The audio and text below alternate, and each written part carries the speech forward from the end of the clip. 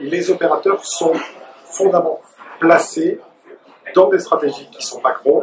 Elles sont d'autant plus macro que, notamment pour quelqu'un qui est un opérateur historique ou les plus grands, on est forcément dans une logique qui n'est pas territoriale.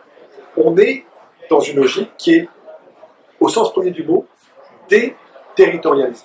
Ou plus exactement, le service de ces opérateurs s'exerce aussi sur les territoires, mais le territoire, pour eux, et c'est normal dans la stratégie, n'est qu'une variable parmi tant d'autres.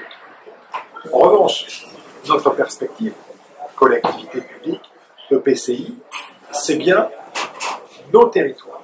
Et donc l'idée, c'est pas de dire, c'est pas de jouer encore une fois un défi par rapport à des opérateurs qui sont nécessaires sur le territoire. C'est juste de dire que dans les interstices laissés par les opérateurs privés, peuvent exister des initiatives publiques auxquelles ces opérateurs, avec toute la bonne foi et même toute la volonté qu'ils pourraient avoir, ne seraient pas en situation de répondre. Parce que, encore une fois, je pense que c'est à nous, localement, d'aménager nos territoires, de les porter, et pour les porter, il faut non seulement bien les connaître, et ensuite, avec les moyens qui sont les nôtres, en termes de compétences, en termes de moyens financiers, alors qui sont limités, mais répondre à des besoins précis, sur mesure, assez agiles et assez flexibles, que ne pourront pas avoir, quoi qu'il arrive, les opérateurs privés, quand bien même, je le répète par ailleurs, nous avons besoin d'eux sur le territoire.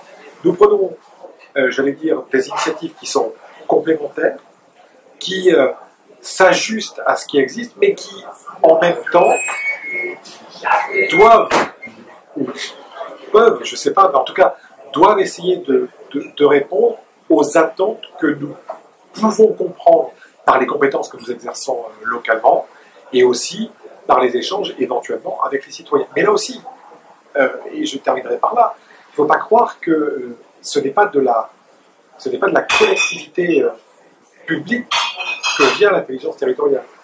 L'intelligence territoriale, elle vient des gens. Elle vient des gens qui comptent. Un territoire, c'est un bloc vivant.